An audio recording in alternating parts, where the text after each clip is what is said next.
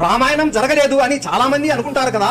ఇప్పుడు హనుమంతుడి పాదముద్రలు మీకు చూపిస్తాను చూడండి. హనుమంతుడు తన శరీరాన్ని చిన్నగా లేదా పెద్దగా మార్చుకునే శక్తి ఆయనకు ఉంది. రాముడు సీతాదేవికి నేను వస్తున్నా ధైర్యంగా ఉండు అనే సందేశం ఇవ్వడానికి లంకకు ఎవరిని పంపాలి అని అనుకుంటూ ఉండగా జాంబవంతుడు హనుమాన్ని పంపిద్దాం అని హనుమాన్కి ఉన్న శక్తుల గురించి గుర్తు చేస్తాడు. అప్పుడు హనుమాన్ అతి పెద్దగా మారి కింద కూర్చుని తన శక్తిని మొత్తం సేకరించుకొని ఒక్కసారిగా గాలిలోకి ఎగుతాడు. ఆయన ఇలా చేసినప్పుడు ఆయన పాదముద్రలు నేలలోకి చొచ్చుకొని పోయేవి. ఇలా అశోకవనంలో హనుమాన్ ఉన్నప్పుడు ఆయన పాదముద్రలు అన్ని భూమిలోకి అతుకుని వెళ్లిపోయాయి. అలాగే అశోకవనాన్ని ధ్వంసం చేసినప్పుడు ఆయన శక్తి వల్ల ఆయన పాదముద్రలు ఇప్పటికీ కూడా అశోకవనంలో ఉన్నాయి. ఇప్పుడు మీరు కూడా వెళ్లి చూడవచ్చు. ఈ పాదముద్రలు ఒక చోట చిన్నగా ఇంకొక చోట పెద్దగా ఉన్నాయి. ఎందుకంటే హనుమాన్ తన శరీరాన్ని చిన్నగా లేదా పెద్దగా మార్చేసుకుని లంకలో తిరిగాడు. హనుమాన్ పాదముద్రలు కేవలం ఈ లంకలోనే కాదు, మొత్తం భారతదేశంలో ఎన్నో ప్రదేశాలలో ఉన్నాయి. అందులో ఒకటి ఆంధ్రప్రదేశ్ లో లేపాక్షి అనే గ్రామంలో కూడా ఉంది. రామాయణం గురించి ఇలాంటి ఎన్నో సాక్ష్యాలు అన్ని కలిపి ఒక పెద్ద వీడియో చేశాము. ఇక్కడ క్లిక్ చేసి చూడండి. జై శ్రీరామ్.